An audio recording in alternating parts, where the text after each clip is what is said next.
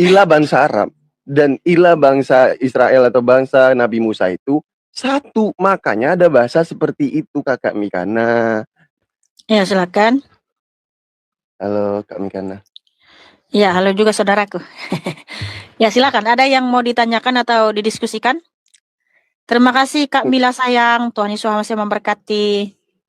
Enggak, tadi cuman bantu ada sedikit jawaban. Tadi Kak Mikana bertanya, adakah mujizat Tuhan kami Islam sampai sekarang yang terbukti gitu ya? Iya, yang disaksikan oleh orang banyak ya. Dan tak bisa diklaim oleh siapapun. Kalau betul Ya. Tuhanmu itu ada dan berkuasa. Ya, tapi nggak boleh ditolak ya. Mujizat sampai sekarang yang masih terlihat, bahkan Kak Mikana sendiri bakalan lihat sampai sekarang. Al-Quran, sampai sekarang nggak bakalan ada yang bisa ngubah. Beda dengan Alkitab ya. Al-Quran itu adalah mujizat. Padahal gampang loh, ngerubah buku itu hal yang sangat gampang. Tapi tidak ada satupun yang bisa merubah. Satu kata pun tidak bisa dirubah. Saya tantang dan saya ajak untuk mencari, adakah kata Al-Quran yang dirubah dari sejak zaman Rasulullah SAW sampai sekarang? Ada nggak ada yang dirubah? Satu kata aja. Kalau ada ditemukan, saya murtad sekarang. Oke. Yang pertama, tunjukkan kitab suci dari Kejadian sampai Wahyu yang berubah. Lalu aslinya di mana? Iya. Nih, perjanjian lama dan perjanjian baru berarti ada perubahan ya? Oh, itu bukan berubah. Kok nggak berubah? Itu sebutan. Kalau dari Kejadian sampai Maliaki disebut perjanjian lama. Dari Matayah atau Matius sampai Wahyu disebut perjanjian baru. Itu Yaudah, adalah berarti sebutan kepada bukan kalau tidak diubah. berubah berarti revisi berarti. Ya, revisinya di mana? Justru gini ya. Karena kamu kan nggak bisa menunjukkan nih. Quranmu, kamu kan udah baca Quranmu nggak dari Al-Fatihah sampai An-Nas? Enggak, Sudah. ya baca terus. Sudah. Ya. Sudah pernah baca Taurat, Zabur dan Injil nggak? Taurat, Zabur dan Injil. Kalau hafal enggak ya, kalau pernah baca pernah. Oke, pernah baca. Udah baca semua? Baca pernah semua, tapi kalau ditanya gitu. hafal nggak hafal. Ya. Kalau dicari gampang. Kamu tahu nggak kalau dalam agamamu nih, dalam Quranmu, ada cerita tentang Nabi Lut? Ya, terus? Itu terus kok negerinya itu ada AJAB. Itu disebut apa? Kemana arah pertanyaannya ini? Sodom dan Gomora, tahu nggak? Tahu nggak gini? Ya, oke lah. Saya sebutkan secara spesifik. Sodom dan Gomora pernah dengar? Pernah. Itu kamu tahu dari mana Sodom itu?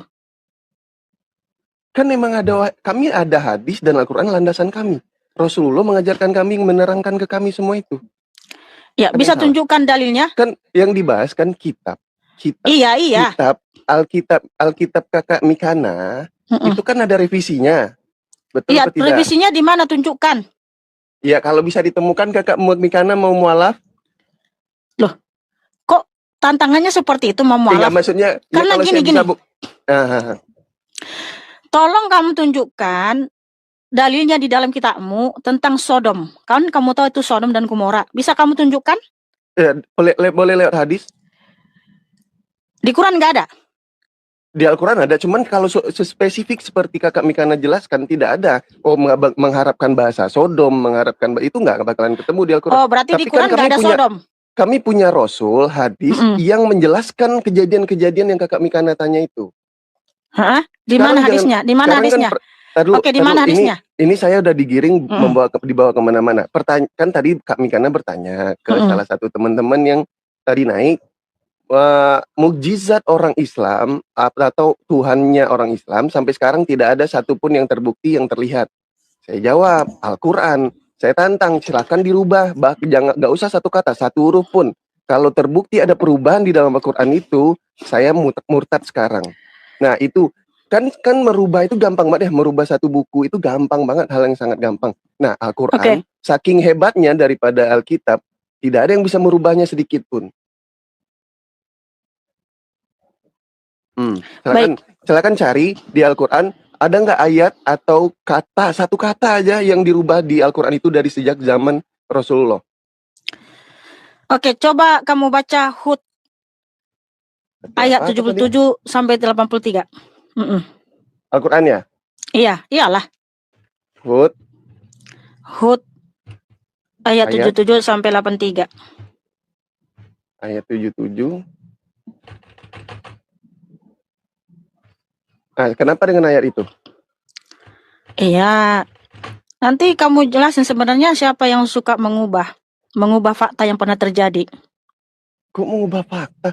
Kan Al-Quran, isi Al-Quran, jangan ke fakta, jangan kemana-mana dulu. Loh, Isi iya, Al-Quran isi itu yang Quranmu itu. tertulis di Al-Quran itu ada nggak yang diubah? Itu pertanyaannya.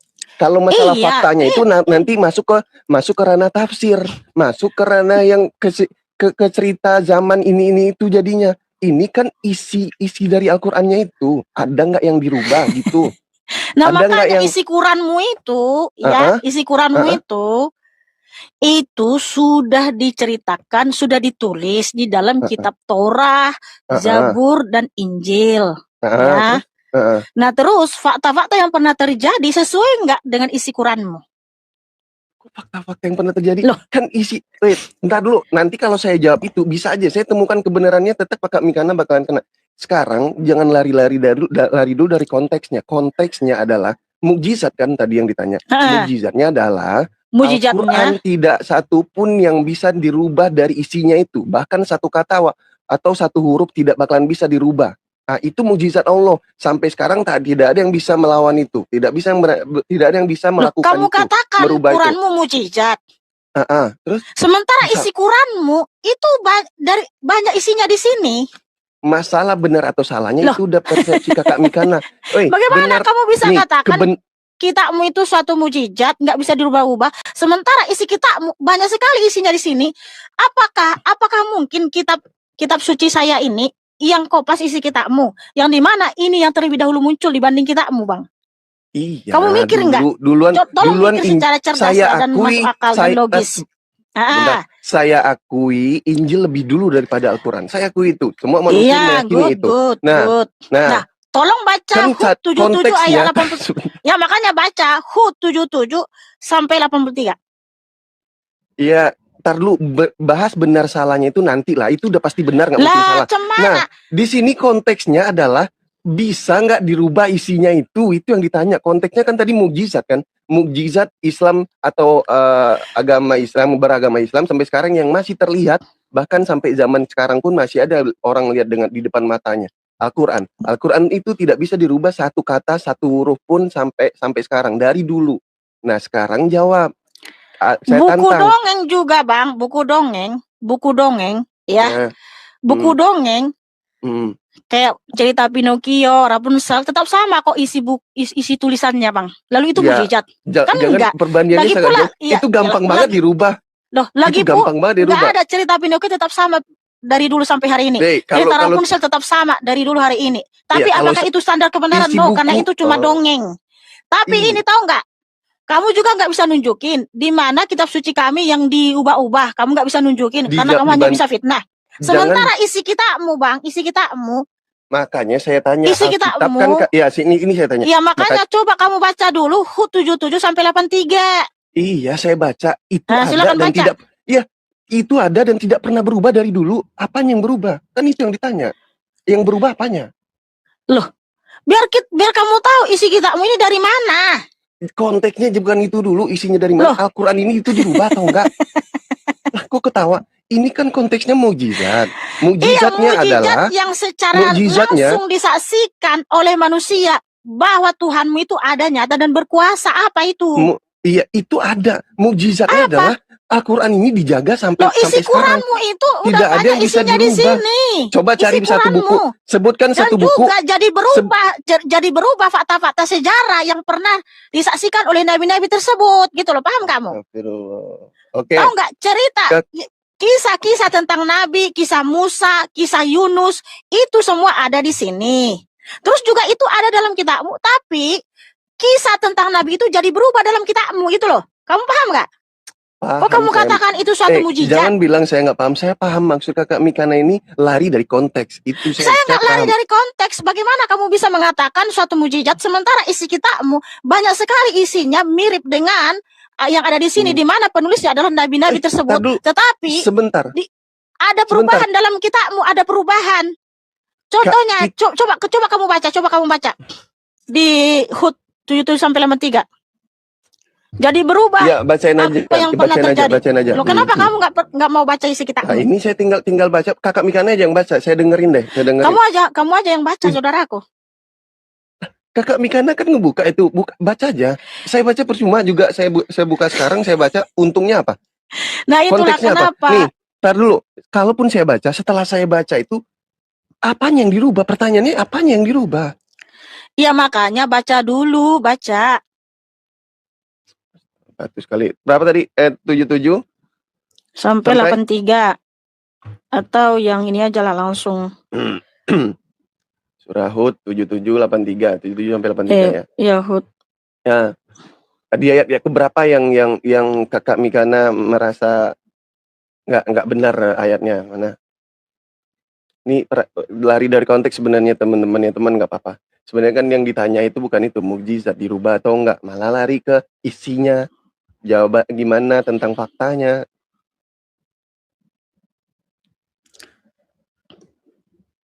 Oke, atau gini aja, Quran surah 25. Ganti lagi. Bimbang, ragu. Berapa tadi? Berapa? Oke, di Hud ini aja lah, Hud 77.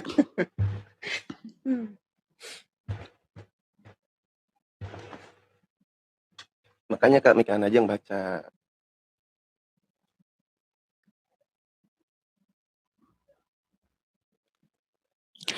Hud ayat 82, silakan baca. Hud ayat 82. 82. Maka ketika keputusan kami datang, kami menjungkir balikan negeri kaum Lut, dan kami hujani mereka bertubi-tubi dengan batu dan tanah yang terbakar. Salahnya? Kami hujani mereka bertubi-tubi dengan batu dari tanah yang terbakar. Terus? Batu salahnya? Itu dari tanah, dihujani dengan batu. Bertubi-tubi dengan batu dari tanah yang terbakar. Batu dari tanah yang terbakar. Dan kami hujani mereka bertubi-tubi dengan batu dari tanah yang terbakar. Tanah yang terbentuk jadi batu yang terbakar. Gimana? Harus dijelasin, ini pertanyaan anak SD ini. Di mana salahnya itu? Hujan itu dihujani artinya dari atas dong. Betul nggak? Ya, emang dari atas. Nah, ini dari batu dari tanah. Bagaimana bisa dikatakan dihujani sementara batunya dari tanah? Ya? Nggak terima Kakak Mikana Tuhan bisa menurunkan tanah dari karena langit. Sabar. Lalu kita baca Kejadian 19:24. Kejadian 19:24. Di sini sudah ditulis. Iya, karena redaksinya redaksi kitabmu ini kan sudah ditulis di sini, saudaraku, sudah ditulis di Kejadian 19:24. Dan Yahweh telah menghujankan ke atas Sodom dan Gomora belerang dan api dari langit dari Yahweh, dan Dia yang mendestroy kota-kota itu dan dataran-dataran sekitarnya dan semua yang berdiam di kota-kota itu dan hasil dari tanah itu. Dan istrinya menoleh ke belakang dan dia menjadi tiang garam. Nah, di Sodom dan Gomora itu dia dihujani dengan api dan belerang dari langit. Lah, kok kita mau berkata dihujani bertubi-tubi dengan batu dari tanah? Lah, itu Al-Quran kami.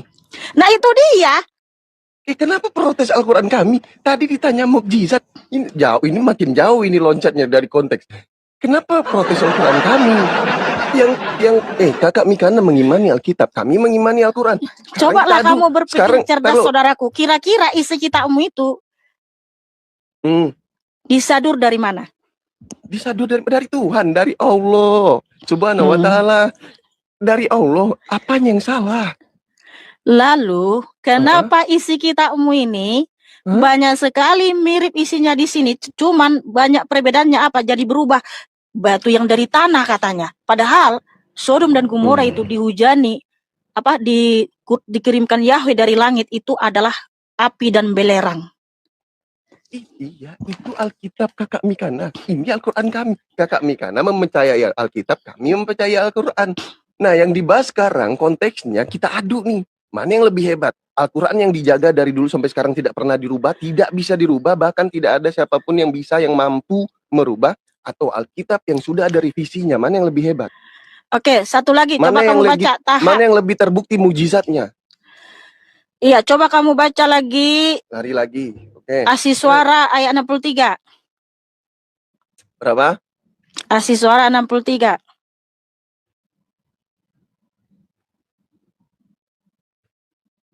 Mikan aja udah mulai lagi ngehang handphone aku. Berapa? Asih Suara ayat 63. 63.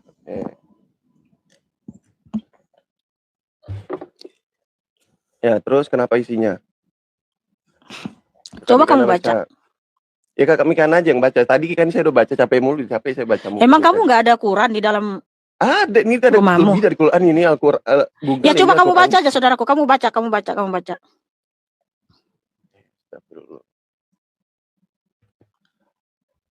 Ulang tadi ayat berapa? Apa tadi? Asih Suara ayat 63. Nah, ayat 63. Bentar. Soalnya ini lelet ini jaringannya kalau di PC saya ini. Bentar.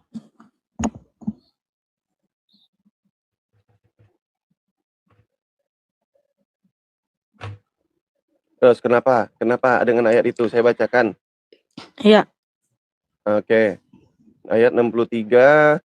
Lalu kami wahyukan kepada Musa, pukullah laut dengan tongkatmu itu, maka terbelahlah laut itu dan setiap belahan seperti gunung yang sangat besar. Apa yang salah? Di situ Musa orang Israel, betul nggak? Betul. Kami di sini siapa? Lalu kami wahyukan kepada Musa. Kami di sini kan merujuk kepada Tuhan. Ya, kepada Tuhanmu ilah bangsa Arab, betul kan? Betul kan? Iya, Tuhan Allah, Tuhan kami kan. Iya. Nah, Asih Suara 63 ini yang ada dalam kitabmu ini sudah ditulis di Keluaran 14. Keluaran 14. Dengar dulu. Jadi berubah jadi ilah bangsa Arab yang berfirman kepada Musa. Sementara Keluaran 14 ini tulisan Nabi Musa itu sendiri. Di mana kalau saya baca di Keluaran 14 ayat 13 ya, laut terbelah. Lalu Musa berkata kepada umat itu, janganlah kamu takut, berdirilah teguh dan lihatlah keselamatan dari Yahweh yang akan Dia lakukan bagimu pada hari ini, sebab orang-orang Mesir yang kamu lihat hari ini, kamu tidak akan melihat mereka lagi untuk selamanya. Yahweh akan berperang bagimu dan kamu akan diam saja. Dan Yahweh berfirman kepada Musa, mengapa engkau berteriak-teriak kepadaku? Berbicaralah kepada Bani Israel dan biarlah mereka maju terus. Namun engkau, angkatlah tongkatmu dan ulurkanlah tanganmu ke laut itu, dan belalah, dan biarlah Bani Israel masuk ke tengah-tengah laut itu dengan kering dasarnya. Dan aku lihatlah, karena mengeraskan hati orang-orang Mesir itu, maka biarlah mereka masuk di belakang kamu, dan biarlah aku dimuliakan melalui Firaun dan semua tentaranya bersama kereta-kereta perangnya dan bersama orang-orang berkudanya. Maka orang-orang Mesir akan mengetahui bahwa akulah Yahweh ketika aku dimuliakan melalui Firaun bersama kereta perangnya dan orang-orang berkudanya. Jadi isi kitabmu itu sudah ditulis di dalam kitab Torah yang dimana Nabi Musa itu sendiri yang nulis, tapi jadi berubah. Jadi ilah bangsa Arab yang berfirman kepada Musa, dan juga ceritanya jadi beda. Musa itu memukul ya dengan tongkat, ya pukullah laut itu dengan tongkatmu. Padahal Tuhan Yahweh menyuruh angkatlah tongkatmu. Jadi beda kisahnya. Jadi diubah kisahnya Nabi Musa. Paham nggak kamu? Padahal penulis kitab Keluaran 14 ini, itu Nabi Musa sendiri yang nulis. Sementara Asih Suara 63 itu Nabi Musa yang nulis. Itu Nabi Musa yang nulis itu. Bukan kan? Udah belum ngomongin. Udah belum. Ya itu dia, makanya bisa nggak kamu berpikir secara logis? Kenapa kamu nggak pernah baca isi kitabmu secara cermat, lalu kamu harus baca juga kitab Torah dan juga kitab Jabur dan kitab Injil? Kenapa isi kitabmu itu redaksinya banyak sama isinya di dalam kitab Kejadian Torah Zabur dan Injil, tetapi banyak yang berubah kisah-kisah nabi tersebut. Padahal penulis kitab Torah adalah nabi tersebut yang dia mengalami, dia tulis gitu loh. Sementara kitabmu kan bukan nabi-nabi dari Israel yang nulis itu. Itu kan sumbernya dari nabi saudara, tapi kalian imani itu dari Tuhanmu gitu loh. Kapan saya ngomong nih? Iya. Ya silakan. Udah ngomongnya. Oke. Asal Kakak Mikana tahu, kami sebagai orang Muslim, Injil, Taurat, Zabur, semuanya kami mengimani itu. Dan jangan heran kalau misalnya ada isinya yang sama, karena Tuhannya satu sebenarnya. Nah, Kakak Mikana atau Kristen Kakak Mikana inilah yang banyak merevisi, merubah dalil-dalil yang sebenarnya. Itu masalahnya di situ. Nah, ntar lu jangan lagi. Ya, aku udah mulai hang nih. Sabar.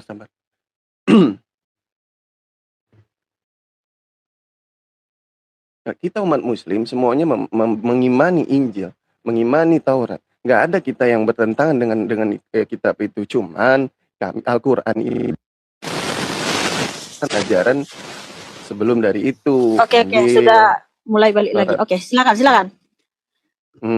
Tadi kamu bilang bahwa Tuhan kalian dengan Tuhannya Musa sama gitu. Betul.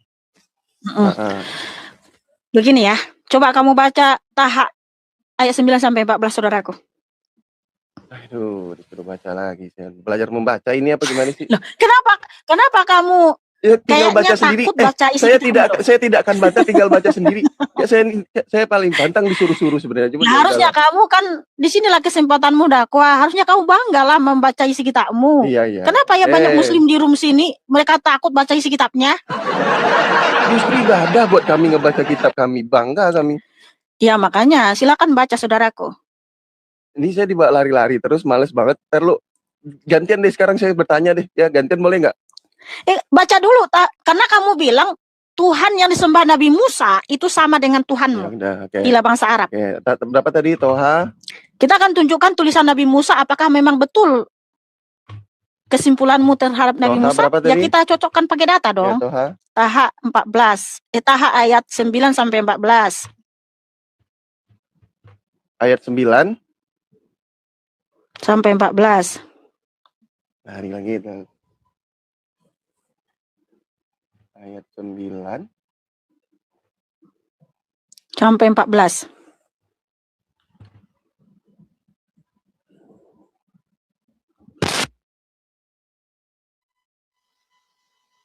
Bentar.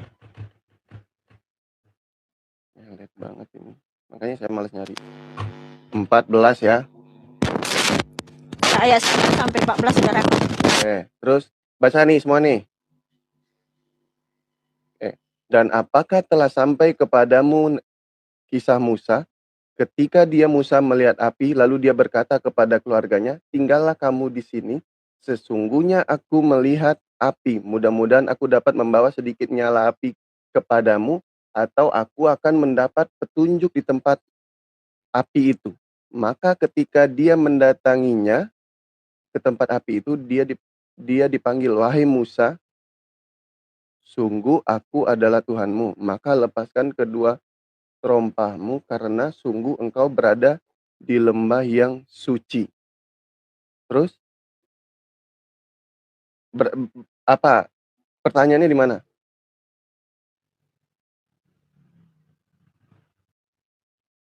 Lalu dia nggak ada suara. Emang nggak ada suara apa jaringan? Iya. 13 sampai 14 baca dulu, semua diselesaikan. Iya, pertanyaannya aja, apa pertanyaannya? Ya, tolong baca dulu, ini penting. Karena kamu bilang tadi Tuhannya Musa dengan Tuhanmu sama.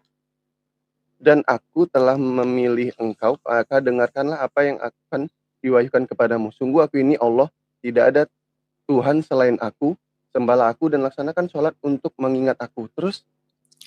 Iya, ini tulisan Nabi Musa. Taha 9 sampai 14 ini. Jawab, tulisannya apa bukan? Kok tulisan Nabi Musa sih? Iya, jawab. Yang mencatat Al-Qur'an ya dialah yang tulisan sahabat Rasulullah lah. Kalau tulisan gimana? Iya, ini sahabatnya Nabi Musa yang nulis. Ini kan wahyu dari Allah kami ke Nabi Muhammad SAW, sahabat yang menulis. Nah, apa masalahnya? Iya, artinya gini, sahabat-sahabat nabimu menulis ini berdasarkan apa yang diucapkan oleh nabimu. Betul ya? Betul. Nah, artinya nabimu yang menceritakan kepada sahabat-sahabat beliau, makanya ditulislah tahap 9 sampai 14 tentang kisah Musa. Artinya bukan tulisan Musa, ini sumbernya dari nabimu.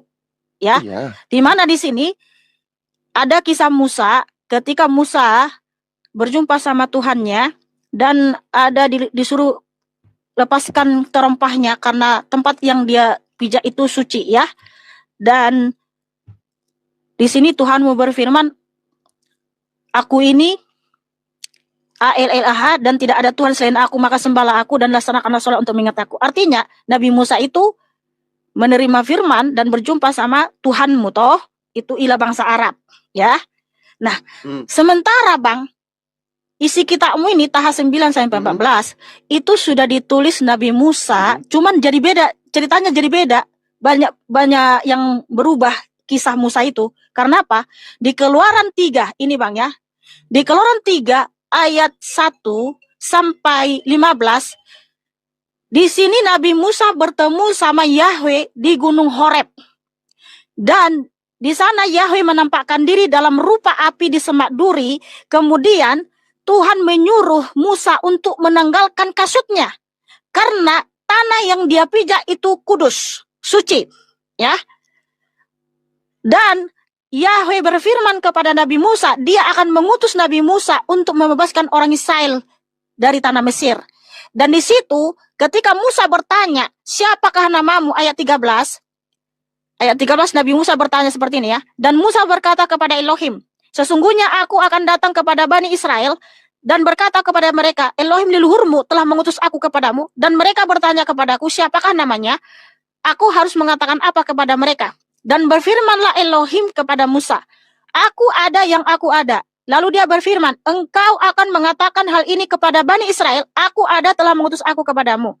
Dan Elohim berfirman lagi kepada Musa, katakan demikian kepada Bani Israel, Yahweh Elohim leluhurmu, Elohim Abraham, Elohim Ishak, dan Elohim Yakub telah mengutus aku kepadamu. Itulah namaku untuk selama-lamanya, itulah pengingat bagiku turun-temurun. Nah, ini tulisan Nabi Musa, saudaraku. Di sini dijelaskan di Keluaran 3 secara detail kenapa Tuhan menjumpai Nabi Musa, untuk apa? Untuk mengutus Nabi Musa membebaskan orang Israel dari tanah Mesir. Sementara di kitabmu tadi hanya sepenggal kisahnya apa yang dialami Nabi Musa, tetapi berubah. Perubahannya apa? Jadi ilah bangsa Arab yang berfirman kepada Musa. Sementara Nabi Musa sendiri menuliskan pengalamannya yang berjumpa itu, dia itu berjumpa sama Yahweh Elohim, dan Yahweh itu mengatakan Yahweh lah namanya, itu namanya untuk selama-lamanya. Jadi nggak mungkin Yahweh berubah jadi nama ilah bangsa Arab penduduk negeri Mekah. Itu yang pertama ya. Yang kedua Bang, bukti kalau Nabi Musa itu tidak pernah sembah ilah bangsa Arab yang kamu sembah Bang. Ulangan 6 ayat 4. Sema Israel, Yahweh itu Elohim kita, Yahweh itu Esa. Kemudian ayat 13 sampai 15 ya. Engkau harus takut kepada Yahweh Elohimmu. Engkau harus beribadah kepada dia dengan engkau harus bersumpah demi namanya. Janganlah kamu mengikuti ilah-ilah lain dari antara ilah bangsa-bangsa yang ada di sekelilingmu. Sebab Yahweh Elohimmu adalah Elohim yang cemburu di tengah-tengahmu, supaya murka Yahweh Elohimmu tidak membakar dan membinasakan engkau dari muka bumi ini. Ini tulisan Nabi Musa Bang. Nabi Musa itu menulis, Yahweh lah satu-satunya Elohim yang Esa, dan tidak boleh mengikuti dan menyembah ilah bangsa-bangsa lain Bang. Sementara A-L-L-A-H yang kamu sembah itu ilah bangsa Arab. Nama ilah sesembahan penduduk negeri Mekah suku Quraisy bangsa Arab. Karena sebelum Islam muncul di abad ke-7, penduduk negeri Mekah sudah menyembah itu. Jadi Nabi Musa tidak pernah menyembah ilah bangsa Arab Bang. Ini tulisannya sendiri Bang. Karena kalau Nabi Musa menyembah ilah bangsa Arab, pasti dia akan binasoi. Tapi buktinya, Nabi Musa tidak binasoi Bang. Dia sudah di surga. Beliau sudah di surga diangkat Yahweh Yeshua HaMashiach. Karena dia hanya menyembah Yahweh Yeshua HaMashiach, Elohim yang Maha Kuasa, tidak pernah sembah ilah bangsa Arab. Makanya Bang, Musa menuliskan firman Tuhan, bagaimana dia berjumpa sama Tuhan, itu sudah ditulis di dalam kitab Torah. Tapi itu juga ditulis dalam kitabmu, tapi jadi berubah Berubahnya apa? Kok jadi ilah bangsa Arab yang berfirman kepada Musa itu? Padahal Nabi Musa tidak pernah sembah ilah bangsa Arab, abang. Bahkan itu tidak mungkin disembah sama beliau. Karena apa? Dia mengikuti perintah Yahweh Elohim yang Maha Kuasa. Paham gak kamu? Paham gak? Udah paham belum? Iya paham, iya paham. Ilah bangsa Arab yang kamu sembah itulah. Ya, ilah bangsa Arab. Al-Quran ini turunnya ke siapa? Setahu kami kenapa pengetahuan kami karena ke bangsa Arab. Loh, kalau terima kasih biasa, Bu. Kalau kamu tanya sama saya, Quran itu turun kepada siapa? Quran itu tidak turun, tapi itu dari nabimu. Oh iya, ketanyanya ke Kumikana ya, salah juga gue. Iyalah, kalau kamu tanya, Quran itu bersumber dari nabimu. Salah orang gue ternyata. Ya, ilah bangsa Arab dan ilah bangsa Israel atau bangsa Nabi Musa itu satu, makanya ada bahasa seperti itu Kakak Mikana. Semua ilah itu satu, di mana bangsa manapun satu. Makanya mau ilah bangsa Arab, mau ilah bangsa Israel, bangsa mana, ilah itu satu dulu ya. Satu, makanya dijelaskan kenapa dijelaskan ilah bangsa Arab, karena Al-Quran ini diturunkan ke bangsa Arab, ke Muhammad SAW. Begitu, makanya penjelasannya seperti itu, menyesuaikan. Nah, beda dengan kakak Alkitabnya. Sekarang saya tanya, dengan kematiannya Yesus, kakak Mikana ini bersyukur atau sedih? Kan penembusan dosa kan? Oke, sudah? Ya, silakan dijawab ya, dijawab tapi ya. Jadi gini ya, Asga, sebentar dulu, saya sanggah dulu apa statementmu.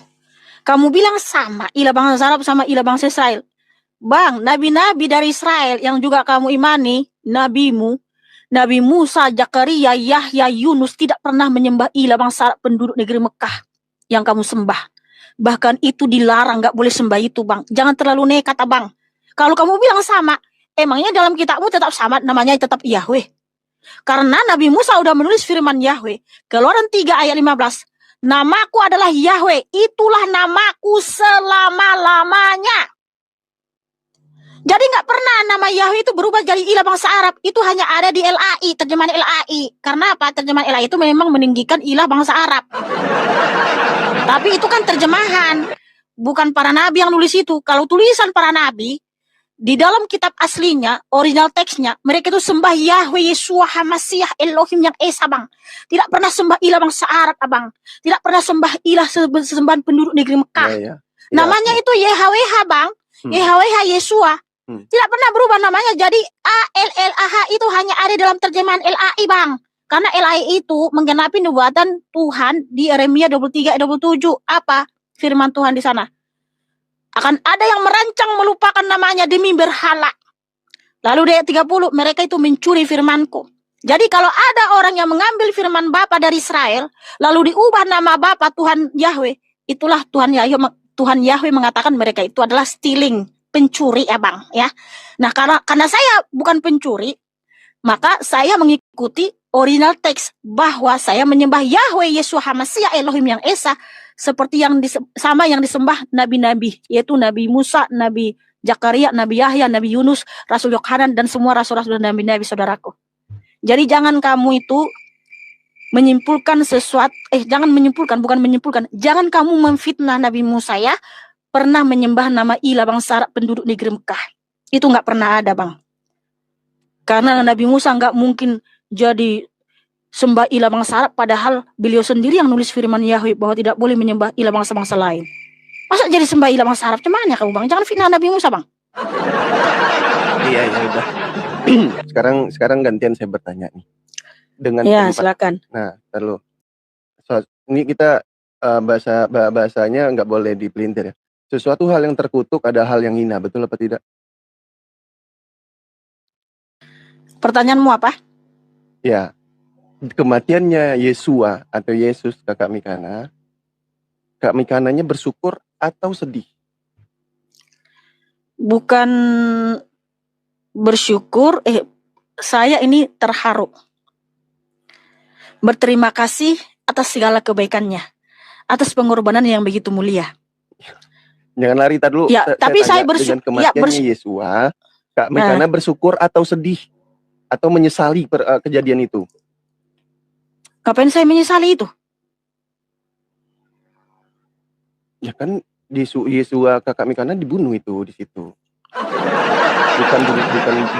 Bukan bunuh diri, dibunuh sama bangsa Yahudi di situ. Tuhan Yesus HaMasiah itu adalah penyelamat sejati. Dialah Sang Juru Selamat yang mulia. Dia menyelamatkan umatnya dengan cara apa? Dia mati dan bangkit pada hari yang ketiga, hidup selama-lamanya sebagai jaminan kebangkitan manusia dari zaman. Kakak Mikana pribadi, kematiannya Tuhan Kak Mikana Yesua, kan dia bangkit. Yang disalib. Dia mati dan bangkit, saudaraku. Yang mati terkutuk itu, iya. Dia mati dan bangkit. Dia disalib sama bangsa Romawi. Mati dan bangkit, Bang. Dulu pas dia disalib ini, dia kan menebus dosa untuk disalib, betul apa tidak? Bukan menebus dosa, menghapus dosa. Iya, menghapus dosa, oke. Menghapus dosa. Darahnya yang menghapus dosa, Bang. Ya, dengan kematiannya Yesua, kakak Mikana bersyukur. Dia kan mati dan bangkit, Bang. Iya, bersyukur atau sedih dengan dia disalib itu? Peristiwa itu sudah terjadi 2000 tahun yang lalu. Dan sekarang kita memberitakan kebaikannya, pengorbanannya, sehingga saya ini berterima kasih kepada Tuhan Yesus HaMasiah. Harusnya saya yang dihukum, harusnya saya yang digantung karena saya orang berdosa, tetapi Tuhan Yesus HaMasiah telah memberikan kasih karunia keselamatan supaya kita selamat. Nah, yang sedih itu harusnya gini, kalau kita mengikuti yang masih mati, masih dalam kuburan, kita puja-puja, kita sanjung-sanjung, tapi nggak bisa bangkit. Nah, itu yang sebenarnya sedih gitu, kasihan. Nah, kamu nggak usah kasihan sama kami, nggak usah kasihan juga sama Tuhan Yesus HaMasiah. Karena apa? Tuhan Yesus HaMasiah berfirman, yang ditanya Yohanes 11:25, pribadi, orang Kristen bersyukur atau sedih atau menyesali kejadian itu yang ditanya itu. Lah, ketawa sama diri sendiri. Loh, kami itu sangat bangga punya Tuhan yang Maha Kuasa, Sang Juru Selamat yang mulia. Dia terbukti berkuasa atas kematian. Kami bangga karena Tuhan kami Sang Juru Selamat yang sejati. Nah, sedangkan kamu, apakah kamu bangga dengan Tuhanmu? Kami bangga karena Tuhan kami tidak disalib. Tuhan kami tidak pernah dizolimi. Ya bagaimana mau disalib? Kan Tuhanmu nggak ada, Bang. Tidak. Ya bagaimana mau disalib? Tuhanmu nggak ada. Cuman Tuhan kami tidak bisa. Tuhan kami tidak bisa disamakan dengan manusia. Iya, dalam Alkitab yang menyamakan manusia dengan Tuhan itu adalah penyesat. Lah, yang menyamakan Tuhan dengan manusia siapa? Yang mengatakan Yesua itu sebagai Tuhan aja itu dibilang penyesat dalam Alkitab, bukan dalam Al-Qur'an ya, dalam Alkitab. Di mana tertulis seperti itu? Pura-pura nggak tahu nih, Ya udah saya baca ya. Ya, di mana? Baca kitabnya di ayat berapa? Nanti ditafsir lagi sendiri. Ya gimana Tuhannya mau disalib? Orang Tuhannya nggak ada, cuman sih segini.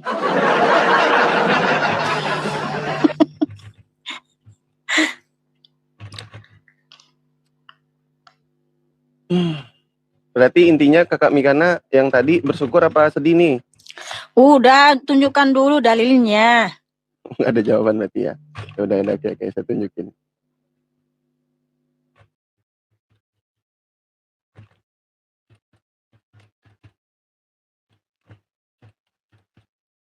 Lalu nanti kalau saya baca sendiri nggak pakai data dibilang ngarang, mending saya sebutin itunya.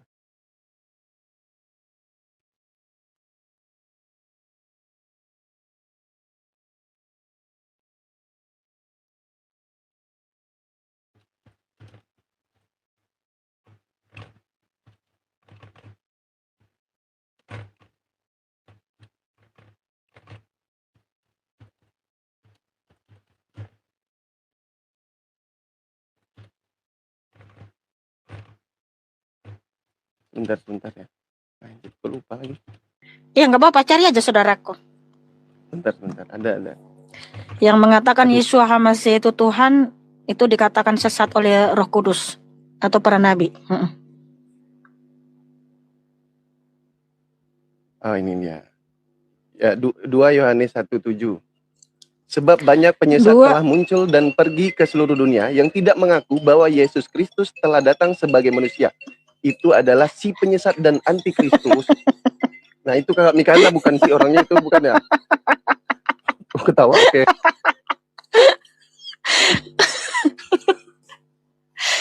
Redaksinya kan nggak seperti itu. Kamu bilang kalau ada yang mengatakan Yeshua Masih itu Tuhan sesat. Kan nggak ada seperti itu redaksinya, saudaraku. Gimana tadi? Oke, saya bacakan terjemahan yang ini ya, yang mendekati original teksnya. Saya bacakannya terjemahannya. Teksnya aja. Enggak, saya bacakan terjemahan kitab suci saya 2 Yohanes 1 ayat 7. Sebab banyak yang menyesatkan telah muncul ke dunia. Merekalah yang tidak mengakui Yeshua HaMasiah yang datang dalam daging. Dia inilah yang menyesatkan dan anti HaMasiah. Nah, saya kan percaya kalau Tuhan itu pernah datang ke dunia. Jadi yang tidak percaya kalau Yeshua HaMasiah pernah datang ke dunia dalam daging, itulah si penyesat. Makanya kamu tersesat karena kamu nggak percaya Tuhan itu pernah datang ke dunia. Saya ulang baca ya. Oh, berarti Alkitab ini salah, teman-teman ya. Ya, sebab banyak penyesat telah muncul dan pergi ke seluruh dunia yang tidak mengaku bahwa Yesus Kristus telah datang sebagai manusia. Sebab banyak yang menyesatkan telah daging muncul itu daging ke dunia. Apa? Oke, daging apa? Dalam daging itu daging apa? Daging. Iya, oke. Daging apa lagi? Ini dia. Sabar sih, kita tunjukkan datanya berdasarkan firman Tuhan juga. Berarti Alkitab Sabda ini salah ya menurut kami karena ya. Udah dibilang terjemahan LAI banyak distorsi. Terjemahan LAI itu meninggikan ilah bangsa Arab yang kamu sembah. Ya ini ya, itu kan terjemahan ya, kita berbicara tentang terjemahan bukan original teks. Kalau original teksnya nggak pernah berubah. Nah ini ya. Karena itu siapa yang makan roti itu ataupun minum cawan Tuhan dengan cara yang tidak layak, ia akan menjadi bersalah terhadap tubuh dan darah Tuhan. Jadi itu daging apa? Daging Tuhan, tubuh Tuhan, bukan tubuh manusia. Jadi yang sesat itu siapa? Kamu, Bang. Karena kamu nggak percaya Tuhan pernah datang ke dunia dalam daging, dalam rupanya sendiri ketika dia datang ke dunia. Ini berarti Alkitab ini berarti emang salah kan? Benar atau salah apa enggak nih? Jawab itu aja dulu. Kamu yang salah, bukan kitab suci. Nah terus ini yang saya baca barusan apa? Itu kan terjemahan, saudaraku. Iya. Nah terjemahan ini Alkitab Sabda loh. Itu kan kamu ini itu terjemahan LAI. Pedoman Kristen Indonesia ini loh. Lah, saya terjemahan yang saya pakai itu ini YLT 4, YLT 3. Oh, ya, berarti jawab. Ini salah berarti. Terjemahannya tidak tepat, betul. Terjemahan, kita berbicara terjemahannya, original teksnya nggak seperti itu. Berarti yang ditulis di sini salah. Nah itu pertanyaan, yang ditulis di sini salah. Iya, karena di situ kita kan punya manuskrip di situ dalam bahasa Yunani-nya sarki. Sarki itu adalah daging, bukan kalau manusia itu antropos. Ya udah, berarti fix ya teman-teman. Kami karena mengatakan terjemahan LAI memang terjemahan LAI banyak distorsi, bahkan nama YHWH juga diganti jadi nama ilah bangsa Arab. Okay. Cuman kata-kata Bapa, firman-firman Bapa tetap sama, redaksinya sama kok, cuman namanya yang berbeda. Sama di situ datang dalam manusia, di sini datang dalam daging. Nah ini yang benar terjemahannya, datang dalam daging. Karena apa? Itu daging bukan daging manusia, tapi daging Tuhan, tubuh Tuhan. Yaitu 1 Korintus 11 ayat 29. Berarti Tuhan punya daging ya? Ketika dia menampakkan diri. Menampakkan diri. Ya, daging apa di situ maksudnya? Loh, 1 Korintus 11 ayat 29 tadi kan tubuh Tuhan. Kayak daging sop iga gitu. Tubuh Tuhan. Iya, daging apa di situ? Yang dijelaskan daging apa di situ? Tubuh Tuhan. Iya, tubuh Tuhan. Berarti dagingnya Tuhan kan? Iya. Iya. Berarti Tuhan punya daging. Ketika menampakkan diri. Iya, menampakkan dirinya waktu itu berwujud daging apa dia? Oh iya, berwujudnya seperti apa? Kita baca Filipi 2. Oh ada dong datanya semua berdasarkan data dan dalil. Yesus itu manusia apa tidak? Tidak. Oh tidak. Berarti daging apa ini? Oke, makanya saya baca ya, tubuhnya itu seperti apa ya. Oke, Filipi 2 ayat 6 sampai 8 ya. Dan dia meskipun dalam rupa Elohim, dia kan Elohim ya, tidak menganggap bahwa menjadi setara dengan Elohim adalah sesuatu yang harus dirampas. Sebaliknya, dia sudah mengosongkan dirinya sendiri dengan mengambil rupa seorang hamba agar berada dalam keserupaan manusia dan supaya didapati dalam pola seperti manusia. Jadi dia datang dalam tubuh seperti kita manusia, tapi tidak dikatakan manusia. Karena apa? Dia Tuhan, yaitu 1 Korintus 11 ayat 29. Nah, kalau kita manusia ini kan berasal dari tanah, yaitu dari dari Adam dan Hawa. Mereka itu, Adam itu dari tanah dan rohnya dari Elohim. Lalu Adam dan Hawa memperanakkan laki-laki dan perempuan, sehingga sampailah kepada kita di mana kita ini dilahirkan oleh orang tua kita dari benih orang tua kita, yaitu pertemuan antara sel telur dan sel sperma. Nah, sedangkan Tuhan Yesus HaMasyiah bukan dari sel sperma atau sel telur atau dari tanah, tapi Tuhan Yesus HaMasyiah adalah Tuhan di atas segala Tuhan, Raja di atas segala Raja, yang datang ke dunia 2000 tahun yang lalu menampakkan diri kepada umat manusia dalam rupa seperti kita manusia. Karena wajah asli Tuhan Yesus HaMasyiah itu bukan manusia, bukan juga api, bukan juga awan, tapi 1 Timotius 6:16, dialah yang mendiami cahaya terang yang tak terhampiri, yang tak seorang pun mampu untuk melihat dia. Nah, itulah wujud aslinya Tuhan Yesus HaMasyiah, keberadaannya. Berarti Tuhan Yesus itu dilahirkan ya? Inkarnenya yang dilahirkan, saudaraku. Kan ada Maryam dilahirkan ya? Iya, inkarnenya yang dilahirkan. Ya, dari bayi dia udah di situ, dia udah diakui sebagai Tuhan atau belum? Dari lahir itu. Dia dimanapun dia berada, dia tetap Tuhan, saudaraku. Nah, berarti dari bayi dia udah jadi Tuhan ya? Berarti Lukas 2 ayat 11, hari ini telah dilahirkan bagimu sang juru selamat HaMasyiah, Tuhan di kota Daud. Karena apa? Tuhan sendiri yang datang, saudaraku ya. Berarti Maryam di situ melahirkan Tuhan ya? Ya, berarti kisah di dalam kitabmu ini Tuhan, coba kamu pahami dulu. Di dalam kitabmu juga akan ada Maryam.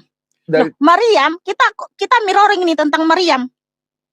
Maryam dalam kitabmu itu bangsa mana yang pernah melahirkan Nabi Isa? Iya, jangan lari dulu. Saya tanya nih, berarti Maryam melahirkan Tuhan ya, Maryam di situ ya. Tuhan yang dilahirkan kan? Berarti iya, Lukas 2 ayat 11. Kan? Berarti anakku Tuhanku, Maryam di situ. Betul. Di mana tertulis? Tertulisnya di mana? Iya, kan kami kan yang bilang. Baca yang tertulis, dari bayi, Bang. Nggak boleh mengurangi. Iya, dari bayi, dari lahir dia udah sebagai Tuhan. Berarti judulnya anakku Karena Tuhanku Tuhan itu dong. Sendiri yang datang.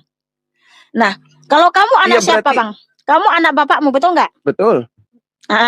Karena kamu dilahirkan oleh ibumu, sebab ibumu menikah sama bapakmu. Betul. Makanya kamu anak bapakmu. Nah, kalau Nabi Isa anak siapa? Iya, Maryam. Iya, yang membuat Maryam di dalam kitabmu mengandung siapa? Yang membuat hamil siapa? Allah. Berarti Isa anak siapa? Anak Maryam, anak Maria. Kamu kan anak bapakmu karena bapakmu Tuhan kami nggak bisa membuat Tuhan kami hamil, tidak bisa istrinya hamil. Tuhan kami kan? Tidak bisa disetarakan dengan manusia. Nah, kalau Isa lahir dari Maryam, yang membuat Maryam Tuhan kami tidak diperanakan. Tuhan kami tidak diperanakan. Berarti dia bayi lahir sebagai anaknya Maria udah. Walaupun dia nggak ada bapaknya, berarti itu adalah salah satu mujizat dari Allah. Iya, pelan-pelan. Kan gini, kamu kan disebut anak bapakmu karena apa? Betul. Bapakmu yang membuat istrinya atau ibumu mengandung. Betul. Ya kan? Makanya kamu anak bapakmu. Nah, kalau Nabi Isa anak siapa? Nabi Isa anak Maria. Maryam, yang membuat Maryam mengandung hamil siapa? Karena Allah. Tapi ya, berarti kan itu. Nah, ini mungkin nih. Kalau dipikirkan secara manusia, Kakak Mikana kan Maryam dalam kitabmu kan gak ada suami. Yang membuat dia mengandung siapa? Kan Tuhanmu. Bapaknya. Berarti kan dia anak Tuhanmu. Cuman ini. Nih mohon maaf ya. Bapaknya Kakak Mikana dan ibunya Kakak Mikana kan menikah. Melakukan hubungan dulu baru ada hamil nih. Nah, kalau seperti itu konteksnya dibilang Allah sebagai bapaknya Maria, berarti harus berhubungan dulu Allah sama Maria. Astagfirullah, itu nggak mungkin. Itu anaknya Maria karena mukjizat Allah. Udah, itu selesai, nggak bisa dibilang anaknya Allah. Iya, karena kan Maryam kan nggak ada suami toh, betul nggak? Betul. Jadi tapi dia mengandung hamil. Nah, yang membuat dia hamil siapa? Allah, mukjizat ya, Allah. Berarti Isa itu anak siapa? Anaknya Maria. Sama siapa? Kok sama siapa? Dia tidak melakukan hubungan badan seperti manusia. Nah, ini konteksnya salah ya. Inilah namanya menolak Tuhan dengan Maria tidak mungkin menolak isi kitabnya sendiri. berhubungan badan lah. Kami tidak diperanakan Tuhan kami.